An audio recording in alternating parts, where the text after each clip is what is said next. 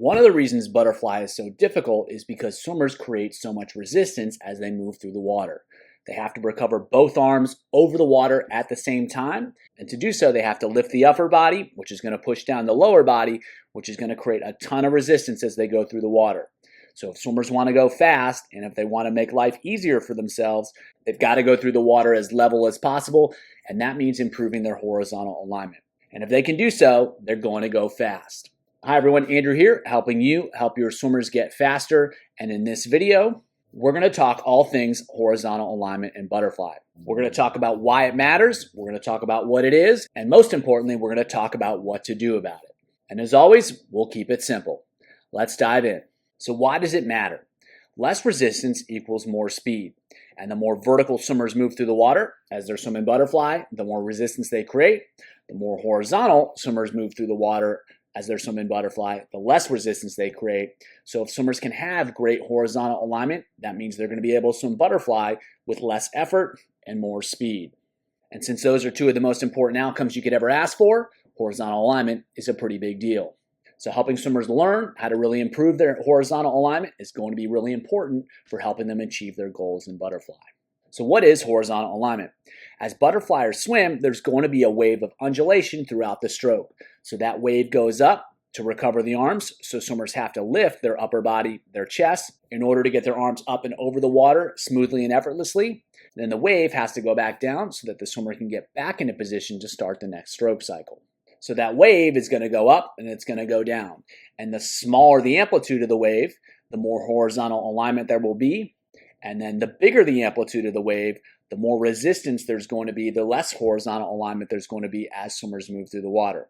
However, it's not necessarily about minimizing undulation, it's about optimizing undulation. There has to be enough undulation to get the arms up and over the surface of the water to recover them smoothly.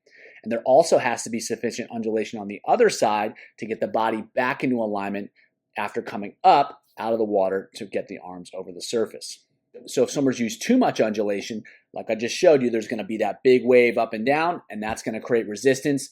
And if they use too little undulation, they're also going to create more resistance because they're not going to be able to effectively or smoothly recover the arms. They're going to either have to drag them through the water, or they're going to have to use a ton of effort to get them forwards, and that's going to cause more resistance as well. So it's all about finding the sweet spot so swimmers can recover the arms sufficiently, but not create too much resistance in order to do so. The more effectively swimmers can find the optimal amount of undulation for them, the faster they're going to swim. So let's cover those 2 points in a little bit more detail. So to recover the arms, the upper body does have to lift up and out of the water, or else the arms aren't going to be able to get out of the water. Most swimmers don't have the ability to move the arm well behind the body to get the arms over the surface, so they have to lift up in order to make that happen. The idea is once they lift enough to recover the arms over the water, they don't want to do more because that'll just raise them up unnecessarily, which is going to push the hips down unnecessarily, which is going to create more resistance. So they have to lift the upper body up out of the water to recover the arms, but they only want to do as much as they have to. On the flip side of that, breathing and recovering the arms necessarily causes lifting of the upper body, which is going to move the swimmer out of alignment. So swimmers have to get back into alignment after the breath, after the arm recovery, to minimize the resistance.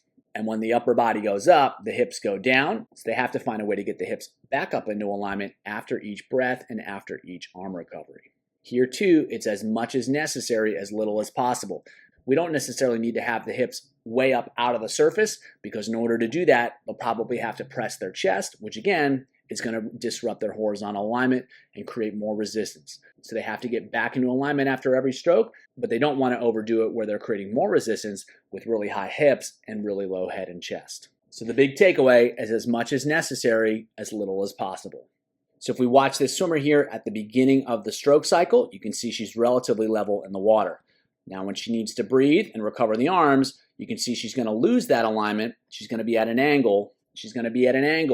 And that's necessary for her to get the shoulders out of the water so she can recover the arms. And then afterwards, she's got to get back into alignment, and you can see the hips come back up to the surface. She presses the chest a little bit, but she's not diving excessively in order to do so. And like with the breath, it's as much as necessary, as little as possible. And then when she lifts to recover the arms, again, she's getting them out of the water, but she's not trying to go straight up. She's trying to do so with as little disruption of alignment as possible, and then getting back into position again after that breath, after the arm recoveries. So she's going to have to come up to recover the arms and to breathe, but she's trying to do so as little as possible. And then when she recovers the arms, she's trying to get back into alignment, but she's trying not to dive, trying not to exaggerate it in order to get into the best position as she can to start the next stroke cycle. So we take a look at another swimmer here. You can see at the beginning of the stroke cycle, good alignment here.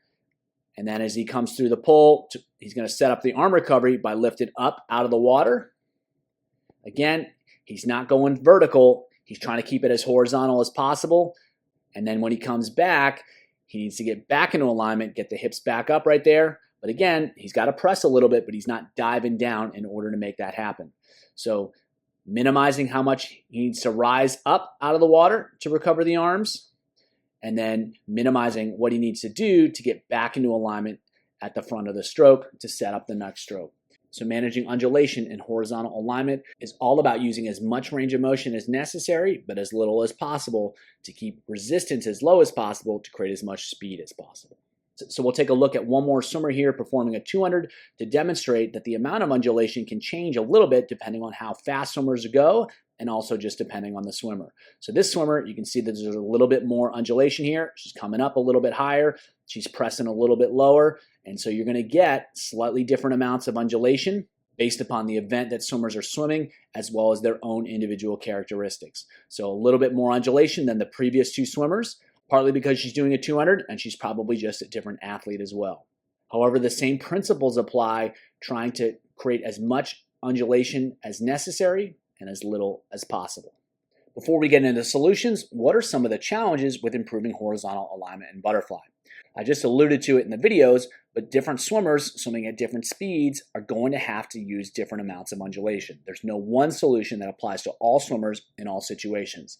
If swimmers are going a little faster, they're going to have to tighten things up because they don't have as much time to go through full undulation cycles. And if they're swimming at 200, they can maybe get away with it more because the stroke rate's going to be a little bit slower.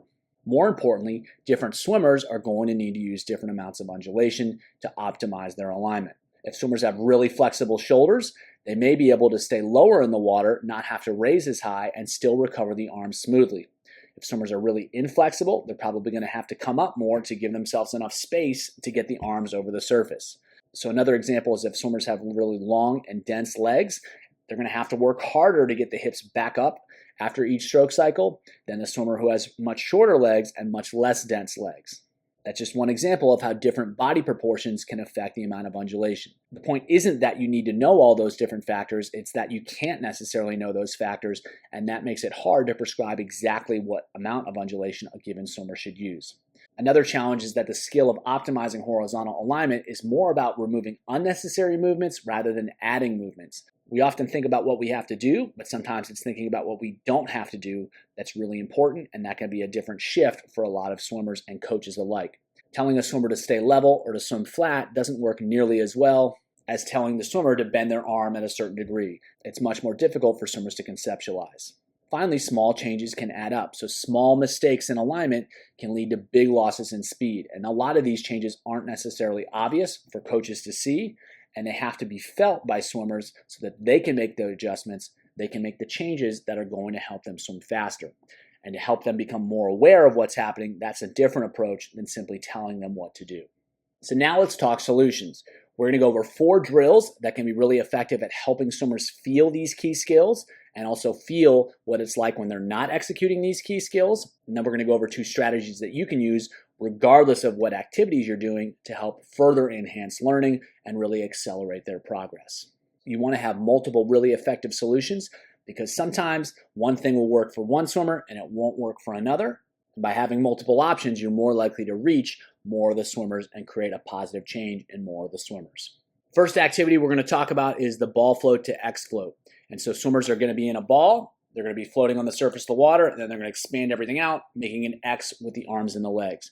And so this allows swimmers to feel the support of their lungs, and they can use the flotation to stay aligned. And they also learn how to lean into the lungs to support the hip. So a huge part of horizontal alignment is getting back into alignment after the stroke, learning to press the chest, learning how to control posture and position by leaning into the lungs. And so swimmers are going to have to take the pressure off the lungs in order to breathe and recover the arms effectively.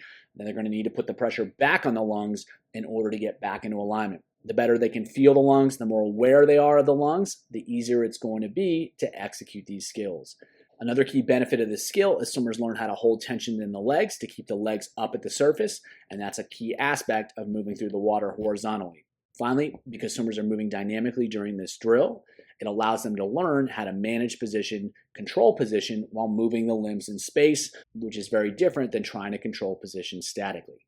So here's what it looks like. Swimmers are going to be at a ball. That'll allow them to float on the surface, and then they slowly extend the arms out at an angle as well as the legs out at an angle. And you can have swimmers do this with different positions. You can have them go wide. You can have them go narrow. You can have them move the arms really, really slow. You can have them move the arms and legs really, really fast. You can challenge them in different ways.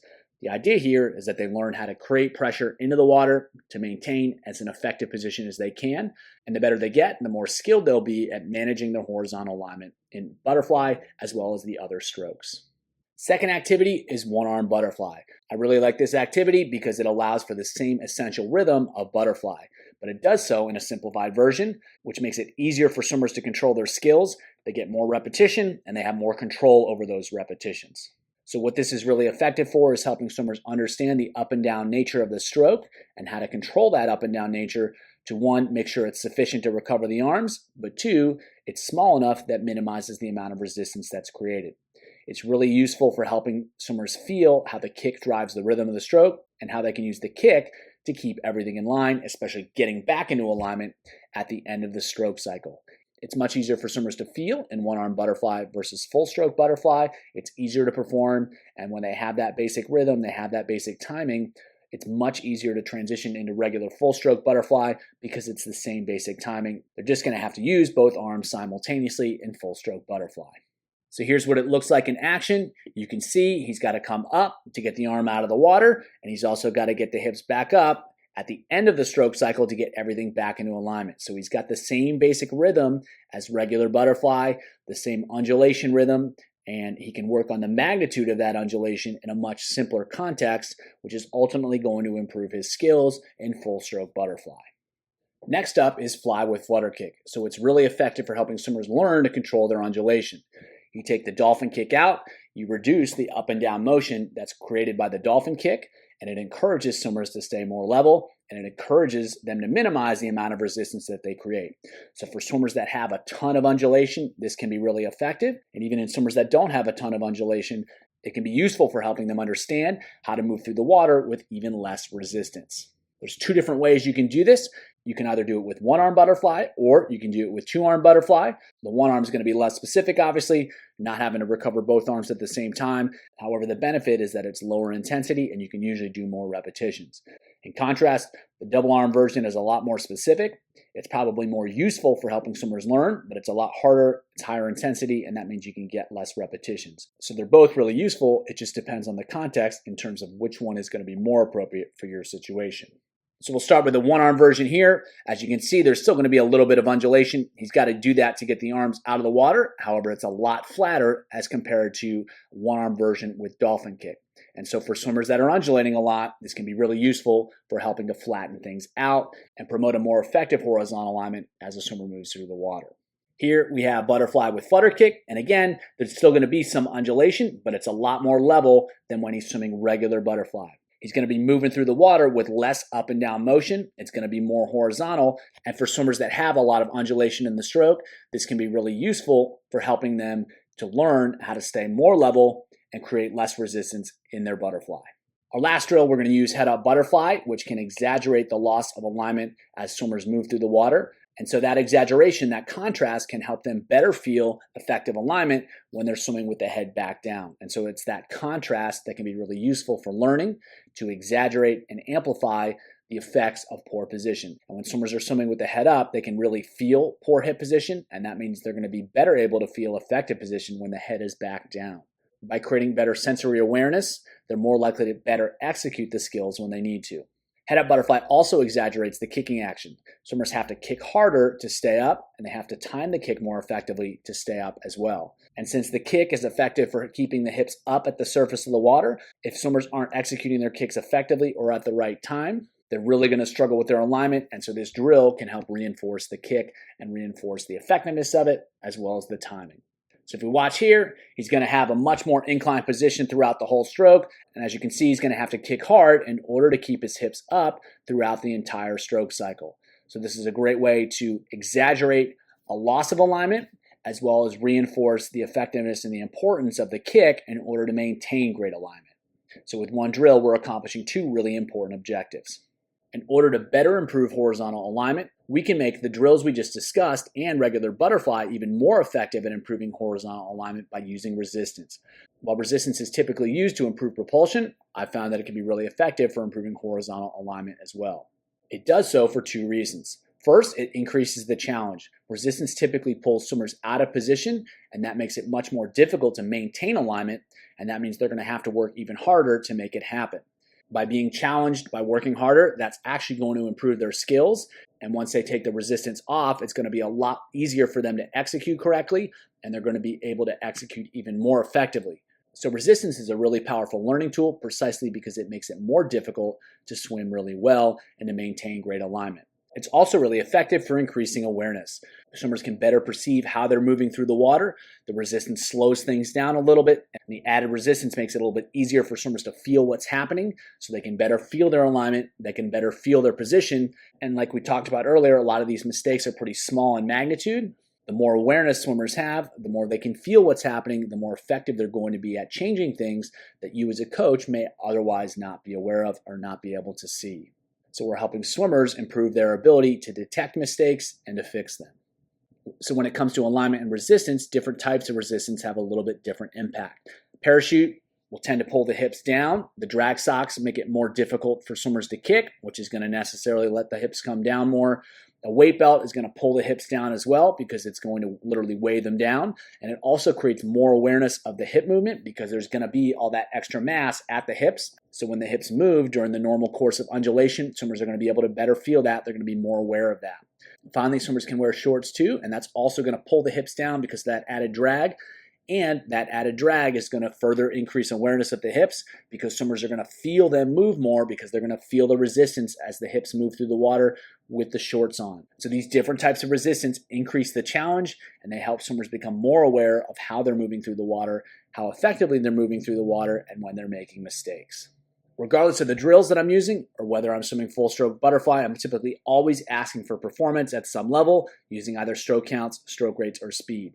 So there's two different ways you can do this. You can have them do the drills, the sensory activities, and then perform. So they'll do 425s with one arm butterfly and then 425s butterfly, minimize stroke count and time. So the first 425s help them feel what's happening, have them more aware of how they're moving through the water and how they're executing horizontal alignment, and then they try to apply that during the 425s butterfly, or you can have them perform during both. So let's say they're doing 425s one-arm butterfly with drag socks, minimize stroke count and time. So now they got the resistance, they're doing the drill, but they have to execute speed and length at the same time, and then they're going into the 425s butterfly, minimize stroke count and time. Both strategies are effective. You can use either one or you can use both. Regardless, by asking swimmers to perform, you're going to encourage them to swim differently. And by using drills with specific purpose and then adding resistance if necessary or desired, you can encourage them to swim in different ways that lead to better alignment. Asking for performance is a great way to turbocharge change because it requires swimmers to swim differently.